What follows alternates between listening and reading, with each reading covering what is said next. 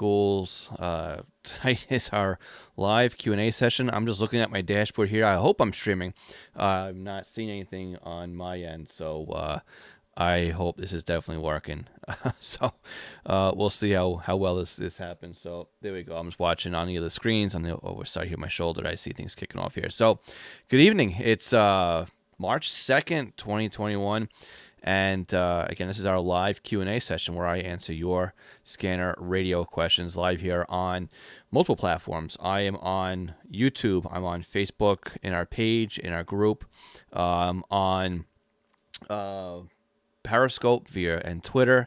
And for those who are on the $5 Patreon Extra Credit Club, I'm also live right now on Zoom. So Patreon guys have their own little chat, and waving hi over to Jim, who I can see right here right now. And let's see if I change over to gallery. There we go. I got some guys in there. Excellent. All right. So for the guys over on Patreon, I can actually hear you guys tonight, so you guys can speak up and ask your questions, or you can use the chat like normal.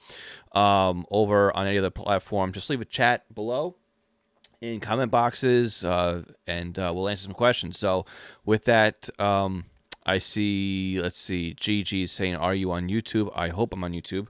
I hope I am on YouTube. I also see Chris. I see Carlos as well. And J Mart is over there on Twitter/Periscope. So with that, I am going to just check my screen over here, make sure that this is working. Yep, I see myself over on YouTube. I'm just going to ask the guys over to on Zoom to mute if you can, if you're not speaking, and we'll answer some questions. So this is how it works, guys. Just ask me your questions down below, and we'll give you an update as we're waiting for some questions to roll in. And Ray's also in as well. He sees me on YouTube as well. Excellent. So we are going to just hit mute over here as well. And all right, so over on the Zoom side, I see Jim, I see Chris, I see Brian, I see Evan, Robert's in, Paul is in, and Les is also in. Excellent.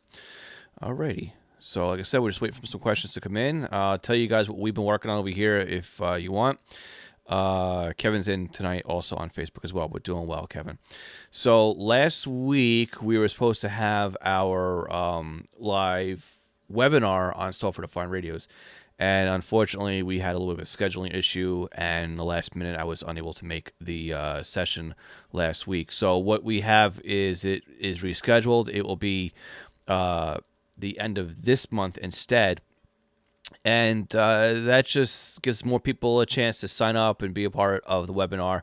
So if you haven't yet joined the webinar, you can go to scannerschool.com/webinar, and that'll take you right over to the registration form. Also, if you're on our email newsletter, you'll be able to grab a link in our newsletter that'll automatically sign you up. So it's just a one-click link on that. So if you have that on your newsletter, then you'll be able to pick up as well.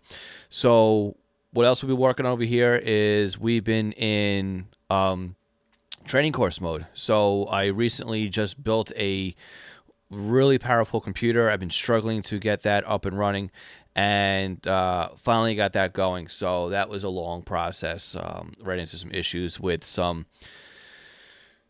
sound card or USB card issues. The onboard USB card was not working well, and we've got that all squared away right now. So we are working on training videos. So the long-awaited free SDR training course is being recorded, and we have just a couple more modules left to do on that one. I don't know what happened to voice there. We've got a couple more modules to do there. So we are now recording that course, I think, for the 4th time now. The perfectionist in me didn't like the first couple times that it was recorded and done, and we have been redoing it, so we're just about done with that one. And, of course, that will lead into another course after that. So we've been running crazy doing all of that last couple weeks. Let's see. We're seeing also, too, on YouTube, Pete Pixel, the Cowboy Legends in from Western Wisconsin. Kevin says we're looking good on YouTube. Kevin, you can Kevin's Wiki. You can also grab us over on Zoom. You should have the link in your Patreon dashboard if you want to grab us over there. Garrett, glad I could answer your question. Hopefully everything made sense over there, and I hope it does. I mean, that's the way I would assume things work.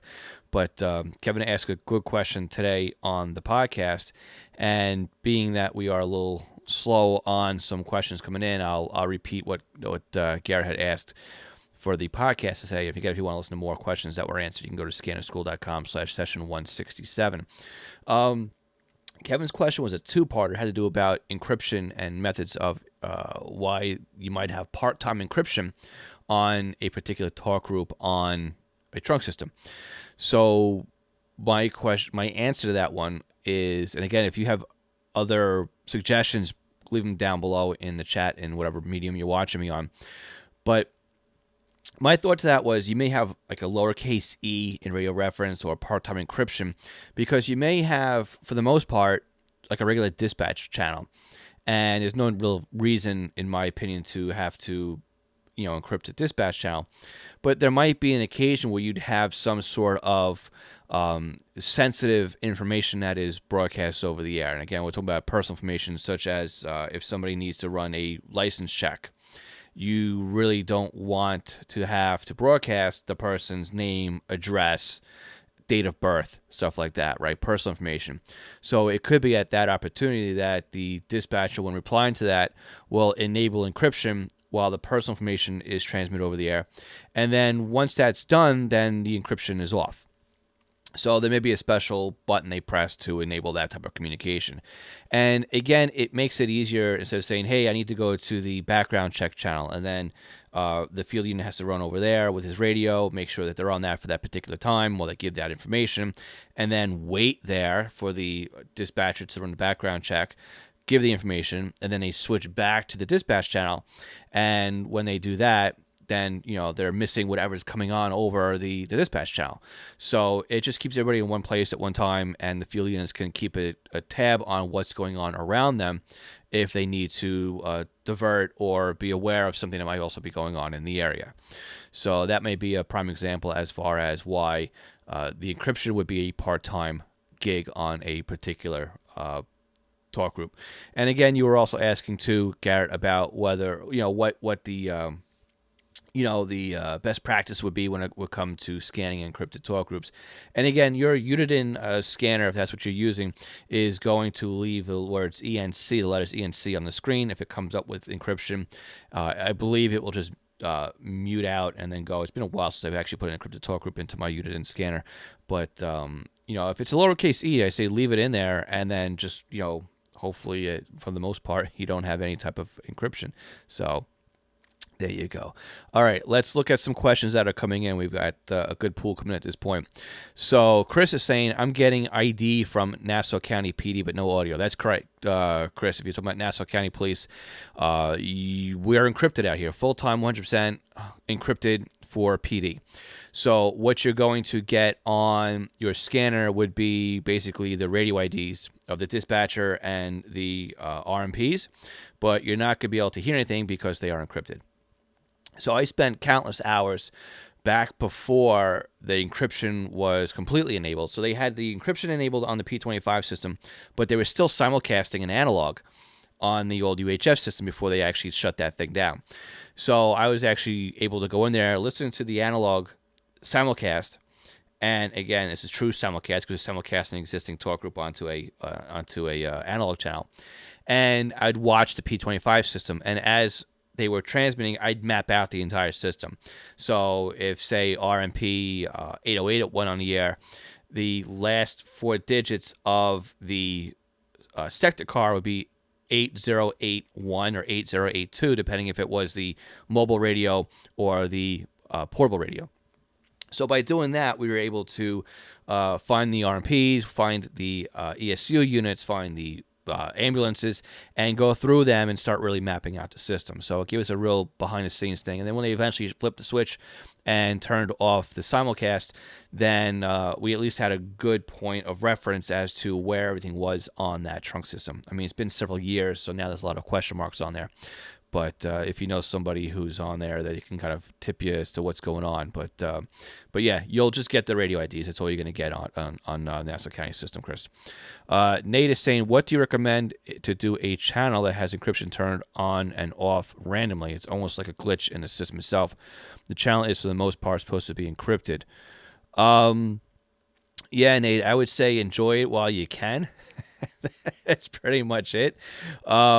It's one of these deals that, again, the scanner should mute the signal if it's encrypted. Even DSD Plus will mute encryption, and then just play the audio out there that way too. So if you're looking for a cheap solution for that, again, just running a single RTL SDR dongle for $30 into DSD Plus. Again, your expense there also is going to be the software for DSD Plus. I got to recommend the $25 lifetime membership on that one. And just set it up on one channel mode and just have it monitor a non-encrypted, set your priority high for that talk group, and lock out everything else in the system, and you'll be able to at least monitor that one single talk group while it's active. And if you want to, you could pipe it through a recorder and then go back later on and just catch the unencrypted transmissions later on. Let's see. Kevin's asking, if while scanning you have the ID search on and an unknown talk group comes up or a channel is labeled wrong, I'm aware of the correct info and how to update that using the SDS 100. So the best way, Kevin, to do that one is you can go into Sentinel and set that up in there. Now, again, my new computer here doesn't yet have Sentinel installed on it. So while I'm going to answer the next question, I'm going to log into my slow Windows computer, and we'll try to bring Sentinel up over there and get back to your question. So I'm just trying to log in over there. And then again, it's a slow PC. So we'll have to circle back while we're waiting for Sentinel to load up over there. And again, I'm just trying to log into it. Let's see. We need this here. We need that. And then we just got to wait for it to load. This old Windows computer here has been limping by for such a long time that it's going to be nice to have the new computer up and running. And I've been slow to get everything on there because I'm trying to make videos as I'm going along to kind of, as I'm building it, to kind of go through things. All right. Denny's saying, hey, Phil, tons of good information on Scanner School. Keep it up. Denny, thank you so much for the feedback. And again, Denny, you can also join us over on their Patreon feed. If you haven't yet checked it out, go to the Patreon page, and you should have a link in there in order to join us over on Zoom. All right. Kevin, going back to your question now, let me go over here into my dashboard. And you know what? I've been talking this whole time, and you guys don't even see what's going on in the questions. So we'll come back and do that in 1 second. So I'm going to transition over.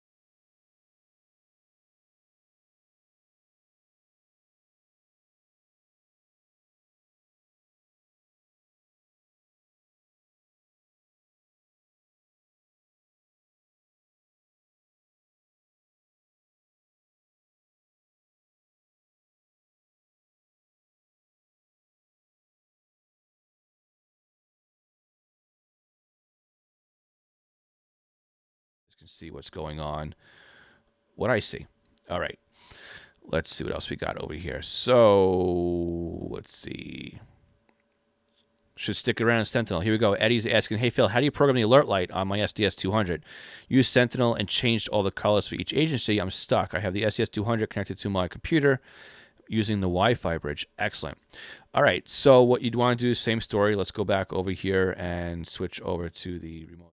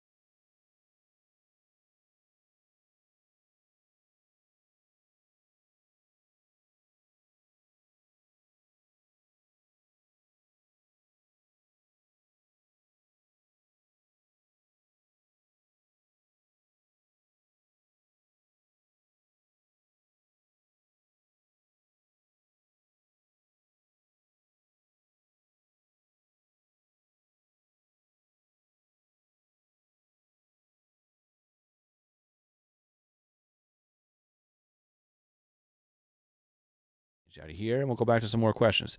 Let's see. Dave's saying I found some units, detective, etc., that are full-time encrypted even when on the clear channels. Yeah, that could happen as well. They've got a secure setting in their radios they can actually enable the switch, or it could be hard-coded in there as well. Let's see. Paul's saying, no way will organizations have hybrid channels. Encryption is off or on, removes operator ever. No, there's actually the ability to turn things off and on. I've actually heard on encrypted talk groups in my area where before they actually programmed anything and sent them out to the villages and fully encrypted the villages, that the dispatch console is not encrypted. It's not set up to be encrypted when they call out. So what you'll get is something like full-time encryption on the talk group, and if a village to police department hits the orange button or the emergency alert button on the radio, the county dispatch will actually answer that page, and you'll hear them come out over the encrypted talk group, non-encrypted, for example, saying Freeport police officer, radio ID XYZ, emergency broke or emergency button pressed, and then you'll hear back, okay, thank you very much, and then that's it. So there is, some non-encryption set up on encrypted talk groups. All right, what does it mean to disable NAC on a scanner? What that is basically the network access code. And again, that's a setting that is now available in like the SDS200, where let's take a look at radio reference, and I'll show you where the NAC setting is on here. So Let me go back to my desktop software. We'll do the share screen for Safari. We'll transition over. And let's just pick, again, my neck of the woods over here. I'll come into Nassau, and we'll look at the Nassau County P25 system. So we've got a system ID, right, 1AE. We've got a WAC and a BEEOO. But what we do is we look at the actual sites. And again, these are simulcast sites, which means there's I guess the best way to say it is there's cells inside these sites. I like to say they're mini transmitter sites, but here's the site NAC. It's 1AO. That tells the scanner that if it sees any of these frequencies, right, it's got to match the NAC, it's got to match the WACN, and it's got to match the system ID in order for it to be registered on this site. So sometimes a site NAC could be wrong, sometimes a site NAC could be blank. So if you want to just remove this check right here, this site NAC check from registration on the scanner to sit on that trunk system, this is where you would just ignore the NAC, and that I mean this is where you would ignore the NAC, and that's it. So most sites here should have, yeah, we're pretty good at here. We make sure that all our sites will have NAC codes all set up in there. So yep. There you go. All right. So that's where you would look for that, and also toggle it off and on. All right. Or toggle it off and on, it would be via Sentinel. Okay. Let me come back to the chat box here, and let's go through some more questions. Yep. Nate's agreeing. We have some dispatchers on a local system. I'll turn off the encryption. And let's see. Kevin's saying, quick question. Even the Nassau County PD is encrypted. You can still see the radio IDs. Like, yep, Kevin, that's what we discussed earlier. You will still see the radio IDs come across. That's because the scanner is receiving those. It's not encrypted, right? That layering is not encrypted. It's just the voice part, right? The data, the actual transmissions are encrypted. But you're still going to be able to see whether or not or just the upper layering, right? The who's talking to who as far as radio IDs. So that will still be there. No audio, no audio, no audio. Did you guys get audio back? Maybe not. Hold on. Let's see. You guys hear me at all? Hopefully. Let me just double check. ATR microphone is on. Device is on. Yeah, I know Zoom, you guys will hear me differently than anything else, but hopefully it's there. Let's see. No audio with the visual def fill. All is on. Grant. Okay. So a couple of guys over on YouTube are saying lost audio. Let me just see.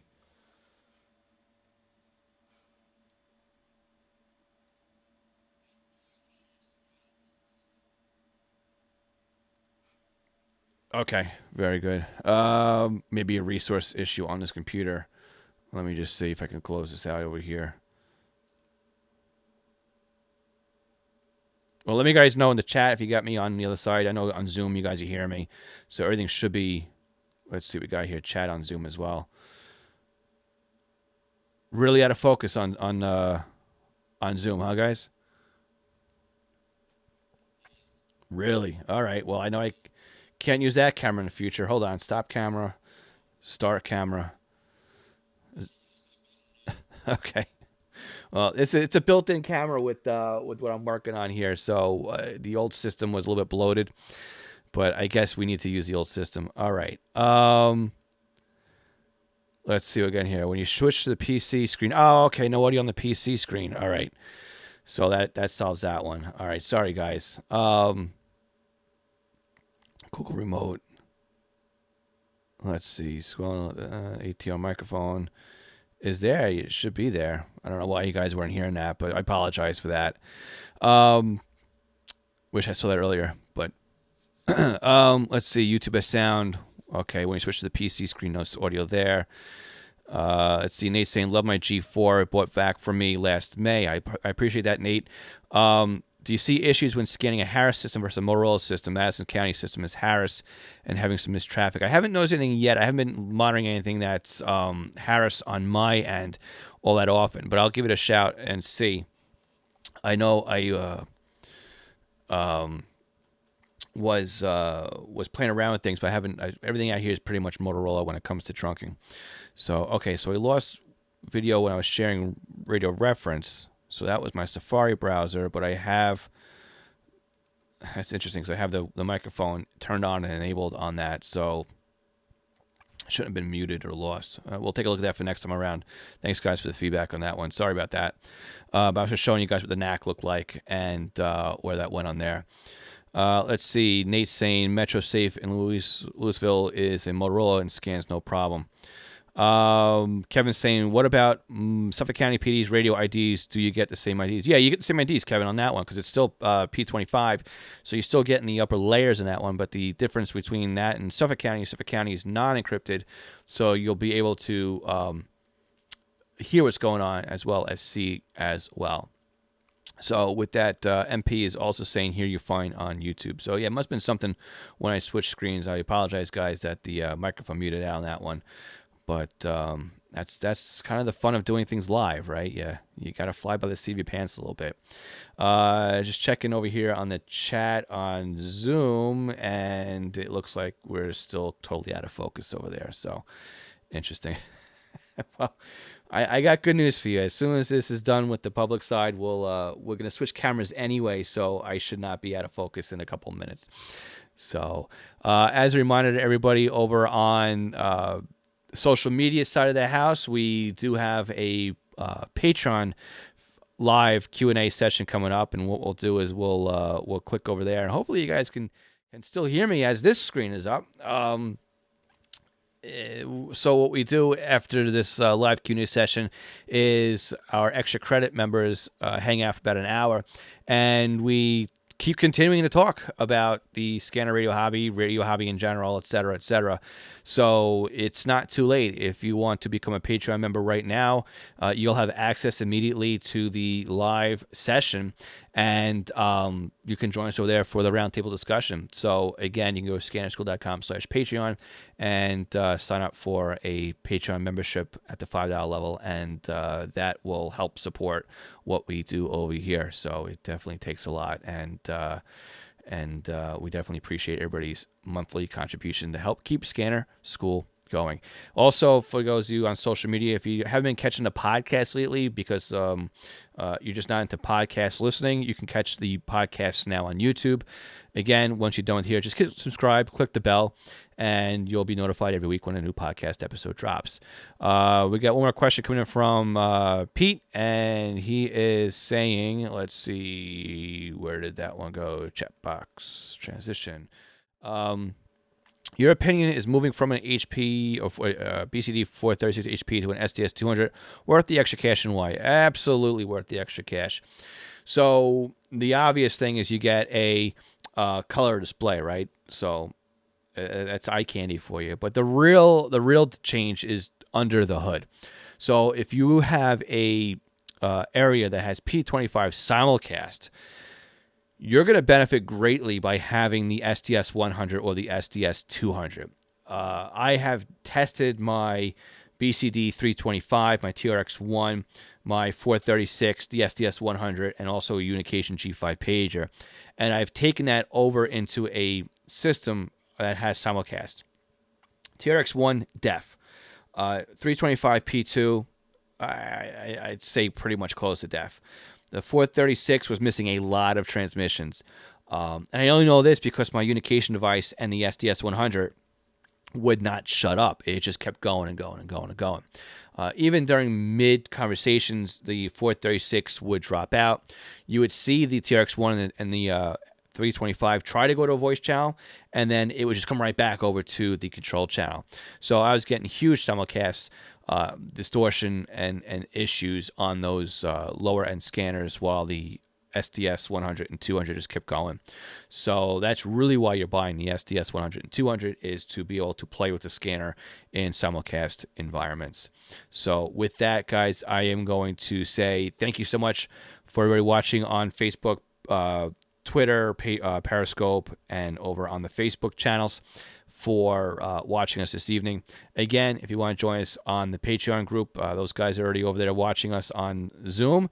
And again, you go to scannerschool.com/Patreon, and you can join us over on our roundtable discussion right now. So for everybody on Zoom, hold on.